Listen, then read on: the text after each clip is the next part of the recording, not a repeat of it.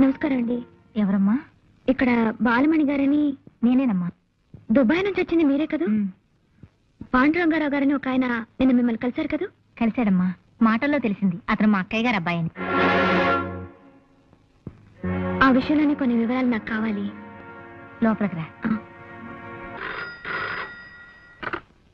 నిశ్చల, నేను జ్వాల్ని. హాయ్. ఏమిటే? సారీ, నేను హాస్పిటల్లో డిస్టర్బ్ చేస్తున్నాను. ఓ అతి ముఖ్యమైన విషయం చెబుదామని. ఏమిటది? బాలగారిని కలిసి వచ్చిన తర్వాత పాండుగారు అదోలా ఉండటంతో నాకు అనుమానం వచ్చి నేనే వెళ్ళి ఆవిడని కలిశాను. ఆవిడొక షాకింగ్ న్యూస్ చెప్పారు. ఏమిటి? చంటబ్బాయి ఎవరో కాదు, పాండురంగారావు గారట.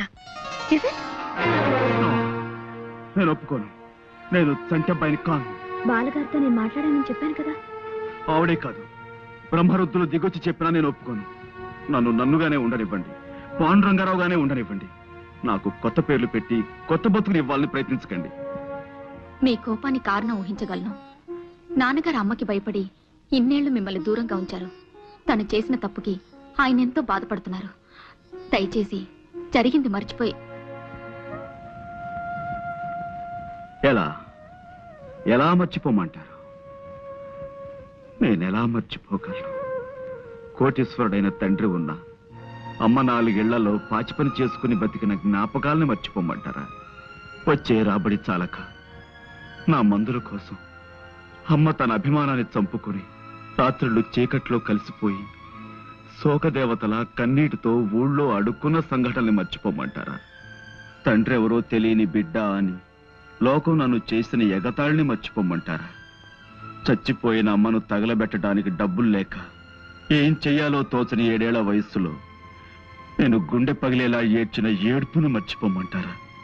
స్పృహ తప్పి పడిపోయిన నేను కళ్ళు తెరిచేసరికి అమ్మని మున్సిపాలిటీ వాళ్ళు చచ్చిన కుక్కలతో పాటు కలిపేసి తగలేశారన్న ఆ పిడుగులాంటి వార్తను మర్చిపోమంటారా?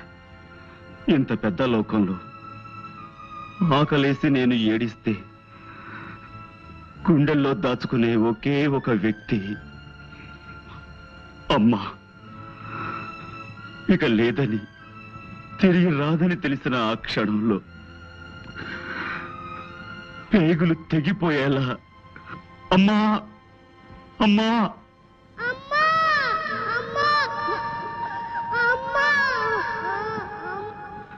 ఆ ఏడుపుల్ని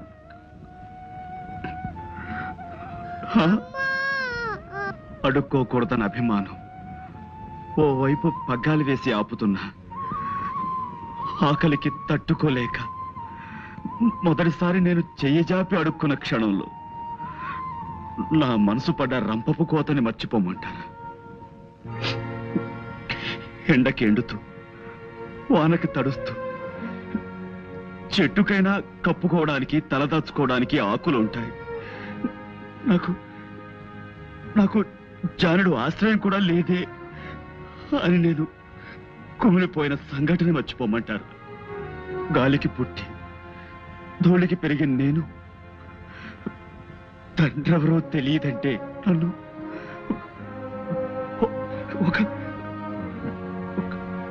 ఒక లంచ కొడుకు అని తోటి పిల్లలు చేసిన హేళని మర్చిపోమంటారా?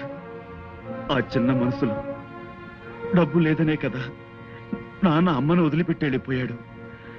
ఎలాగైనా సరే డబ్బు సంపాదించి ఆయన మొహాన కొట్టాలన్న పట్టుదల పెరిగి అహోరాత్రాలు నిద్రాహారాలు మాని కూలి పని చేసి పాలు తాగితే డబ్బు ఖర్చు అయిపోతుందని పంపు కింద నీళ్లు తాగి బతికిన రోజుల్ని మర్చిపోమంటారు?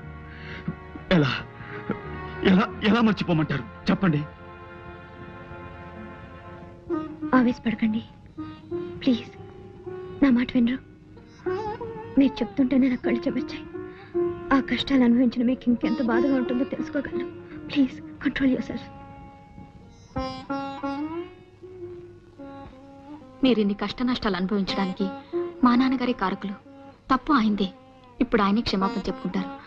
దయచేసి ఇంటికి రండి నేను రాను. ప్లీజ్. ఇది నా ఒక్కరి సమస్య కాదు నిశ్చల్ గారు.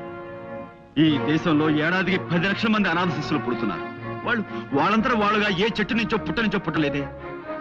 చెడు వ్యతిరేకంలో తమ ఆనందం కోసం తల్లిదండ్రులు చేసిన తప్పులకు జవాబులుగా పుడుతున్నారు.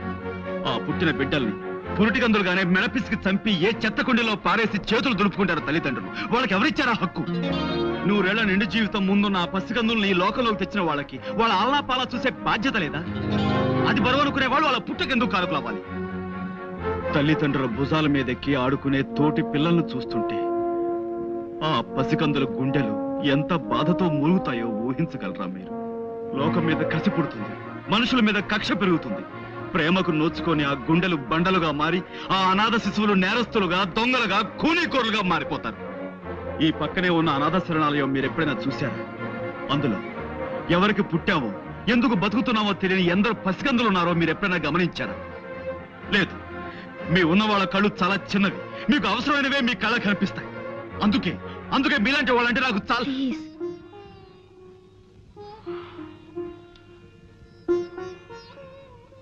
ఈ అనాథ శరణాలయం నాకు అమ్మలా నీడనిచ్చింది.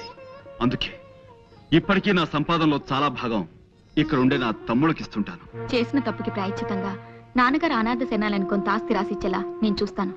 కొంత కాదు, ఇప్పుడు మీ అన్నయ్యగా మీ ఇంట్లోకి అడుగు పెట్టి మీ ఆస్తికి వారసులు కావాలన్న కోరిక నాకు అడుమాత్రం కూడా లేదు. మీ ఆస్తి మొత్తం ఈ శరణాలయంలోని అమాయకుల పేర రాస్తేనే నేను గంగాధరం గారి కొడుకులను ఒప్పుకుంటాను. ఆ ఆస్తి నాలాంటి మరికొందరు అనాథల ఆకలి తీరుస్తుందన్న ఆనందంతోనైనా నాకు గతంలో జరిగిన అవమానాలను మర్చిపోగలను.